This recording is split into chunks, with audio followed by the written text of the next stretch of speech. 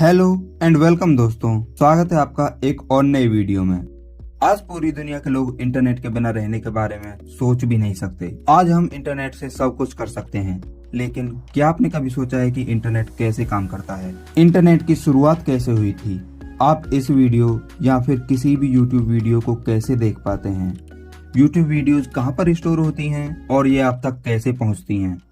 सिर्फ यही नहीं बल्कि और भी बहुत कुछ जो आप कुछ ही क्लिक्स में इंटरनेट पर सर्च कर लेते हो। उसके पीछे क्या क्या हो रहा होता है? इंटरनेट की मदद से आप पूरी दुनिया से कभी भी कनेक्ट हो सकते हो। दुनिया के एक कोने से दूसरे कोने पर messages, phones, video calls, even files भी शेयर कर सकते हो। आप खुद वीडियो या फिर किसी और तरह का कंटेंट अपलोड कर सकते हो और उसे दुनिया में कोई भी कहीं पर भी देख सकता है जहाँ इंटरनेट मौजूद है। तो आखिर ये सब कैसे काम करता है? डोंट वरी, इस वीडियो में आपको सब कुछ पता चलने वाला है। Hi, I am Vikas. So let's start this journey without any delay with the name the internet.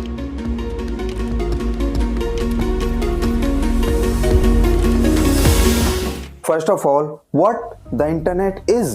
Internet एक दूसरे से कनेक्टेड कंप्यूटर्स का एक ग्लोबल सिस्टम है जो एक दूसरे से कम्युनिकेशन प्रोटोकॉल्स का यूज करके कम्युनिकेट करते हैं। इंटरनेट के जरिए दुनिया भर के लोग इंटरनेट पर मौजूद इंफॉर्मेशन को एक्सेस और शेयर कर सकते हैं। इंटरनेट की मदद से लोग social media, communication, online shopping, transactions और एंटरटेनमेंट या बिजनेस सब कुछ कर सकते हैं। लेकिन इंटरनेट हमेशा से आज के जैसा फास्ट और इजी टू एक्सेस नहीं था। तो सबसे पहले इंटरनेट की हिस्ट्री से ही शुरू करते हैं। तो बेसिकली इंटरनेट क्या है? सिंपली टू से एक डाटा शेयरिंग प्लेटफॉर्म। लेकिन इंटरनेट से पहले अगर हमें कोई भी डाटा ट्रांसफर करना होता था तो उसे हमें फिजिकली ट्रांसपोर्ट करना पड़ता था। उस टाइम पर टेलीफोन्स तो थे, लेकिन अगर कोई डाटा जैसे रिसर्च पेपर या कोई और फिजिकल इंफॉर्मेशन होती थी तो उसे हमें फिजिकली एक जगह से दूसरी जगह ट्रांसफर करना पड़ता था।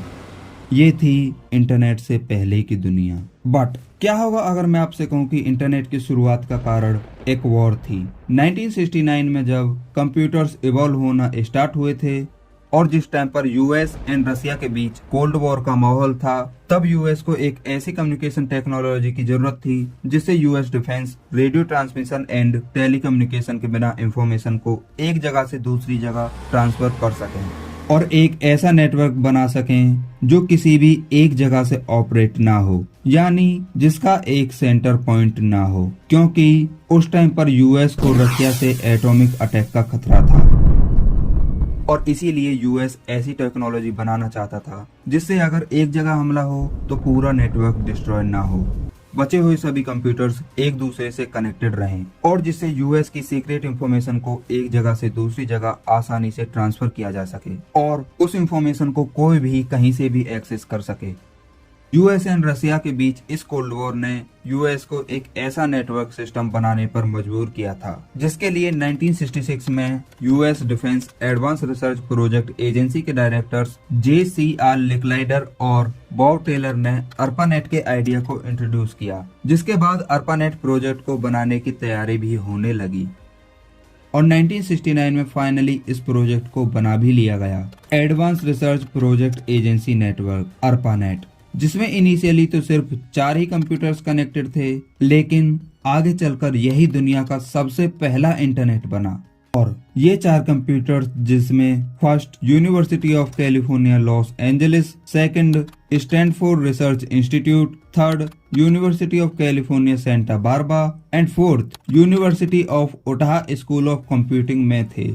29 अक्टूबर 1969 में पहली बार लियोनार्ड किलिनरॉक और उनकी स्टूडेंट्स की टीम यूनिवर्सिटी ऑफ कैलिफोर्निया से 566 किलोमीटर की दूरी पर स्टैनफोर्ड रिसर्च इंस्टीट्यूट के कंप्यूटर में मैसेज सेंड करके कनेक्शन टेस्टिंग कर रहे थे।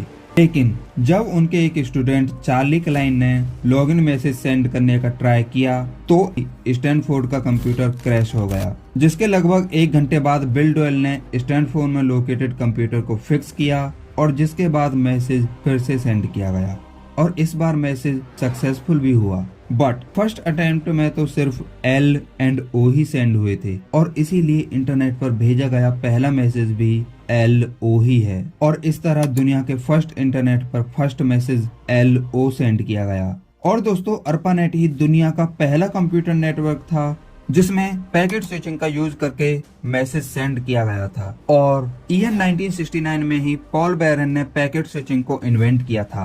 पैकेट स्विचिंग का मतलब किसी डाटा या इंफॉर्मेशन को स्मॉल पीसेज यानी पैकेट्स में डिवाइड करके एक नेटवर्क से दूसरे नेटवर्क तक ट्रांसमिट करना ही पैकेट स्विचिंग होती है।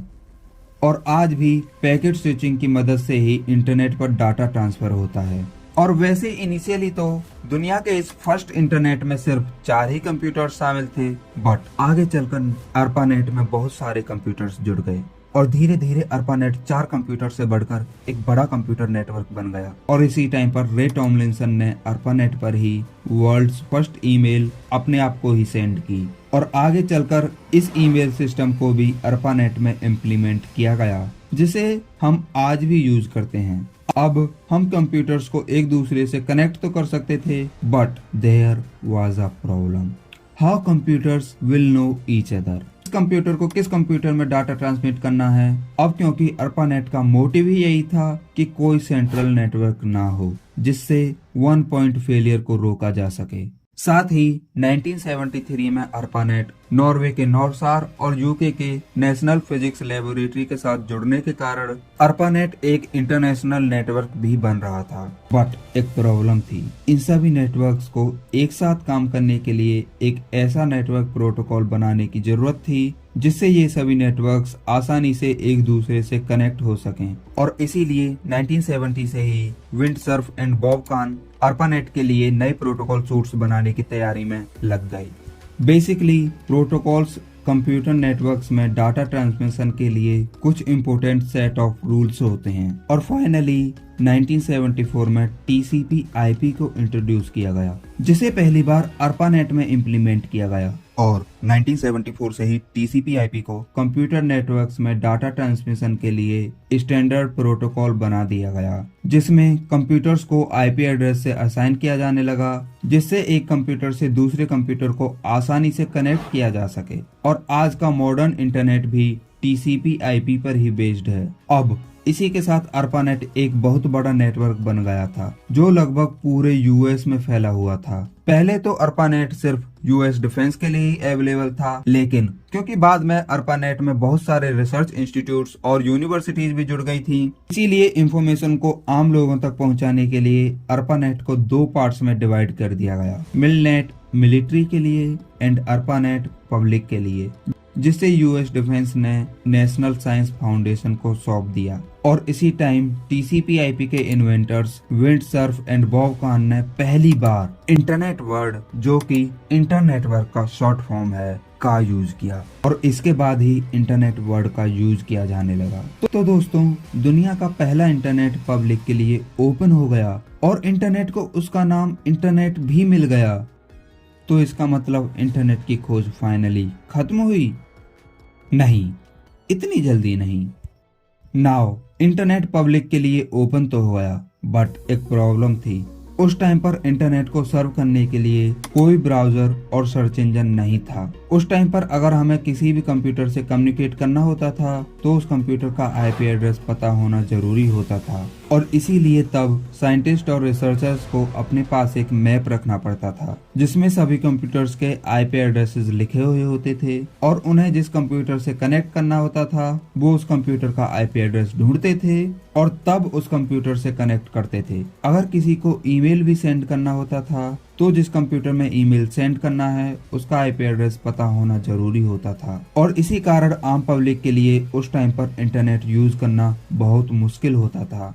और यहीं पर 1983 में पॉल मोकेपिट्रिस ने डोमेन नेम सिस्टम DNS को डेवलप किया, जो एक ऐसा सिस्टम था जिससे IP एड्रेसेस को नाम दिया जा सकता था। और क्योंकि IP एड्रेसेस नंबर्स में होते थे तो IP एड्रेसेस को याद रखना बहुत मुश्किल होता था, जिसके लिए डोमेन नेम्स बनाए गए, जिसमें टॉप लेवल डोमेन्स जैसे .com, .net, .edu, etc and second level domains जैसे नेम ऑफ द कंप्यूटर और द ऑर्गेनाइजेशन, जिसके बाद डोमेन नेम सिस्टम का यूज किया जाने लगा। बट अभी तक कोई वेबसाइट मौजूद नहीं थी। लोग एक दूसरे से कनेक्ट करने के लिए सिर्फ ईमेल्स और फोन कॉल्स का ही यूज कर सकते थे। मॉडर्न इंटरनेट अभी दूर था, क्योंकि आम पब्लिक के लिए कोई भी इंटरनेट ब्राउजर और सर्च इंजन नहीं था और ना ही कोई वेबसाइट। उस टाइम पर इंटरनेट पूरा टेक्स्ट बेस्ड था। इंटरनेट इस्तेमाल करने के लिए प्रोग्रामिंग लैंग्वेजेस की नॉलेज होनी जरूरी होती थी, लेकिन अब सब कुछ बदलने वाला था जब 1989 में एक ब्रिटिश साइंटिस्ट टिम बर्नर्स-ली ने वर्ल्ड वाइड वेब का इन्वेंशन किया, जिससे प्रोग्रामिंग लैंग्वेजेस में लिखे हुए कोड को एक स्ट्रक्चर्ड ह्यूमन रीडेबल फॉर्म में शो किया जा सकता था। और वर्ल्ड वाइड वेब का इन्वेंशन इंटरनेट हिस्ट्री में एक बहुत बड़ा रेवोल्यूशन था, क्योंकि अगर वर्ल्ड वाइड वेब का इन्वेंशन नहीं हुआ होता तो आपको अभी भी इंटरनेट इस्तेमाल करने के लिए प्रोग्रामिंग लैंग्वेजेस रटनी पड़ती। और 1989 में ही दुनिया की सबसे पहली internet service provider company the world बनाई गई। और इसी के साथ 1991 में टिम बर्नर्स-ली ने HTML का यूज करके world's first web browser world wide web में फर्स्ट वेबसाइट info.cern.ch पर फर्स्ट वेब पेज बनाया, जो अभी आपकी स्क्रीन पर है। और इसी के साथ मॉडर्न इंटरनेट यानी वेब इंटरनेट की शुरुआत हुई। इसीलिए इन्हें father of the modern internet भी कहा जाता है। साथ ही 1993 में मार्क एंडरसन द्वारा developed first graphical web browser mosaic launch हुआ, जो काफी पॉपुलर हुआ, जिसके बाद कई वेब ब्राउजर्स आए। और पहला सर्च इंजन आर्की, जिसे 1990 में एलन एमटेग ने डेवलप किया था, और इसके बाद ही 1994 में याहू सर्च इंजन आया, जो काफी पॉपुलर हुआ था, जिसके बाद कई सर्च इंजन आए। शुरुआत में वेबसाइट्स स्टैटिक थीं, यानी वेबसाइट्स जिन्हें यूजर सिर्फ पढ़ सकते थे। इन वेबसाइट से इंटरैक्ट नहीं किया जा सकता था। वो कुछ ऐसा था जैसे किसी बुक या न्यूज़पेपर को ऑनलाइन बना दिया गया है, जिसे आप सिर्फ पढ़ सकते हैं। उस टाइम पर वेबसाइट्स सिर्फ रीड ओनली वेबसाइट्स थीं, जिसे वेब 1 या स्टैटिक वेब कहा गया।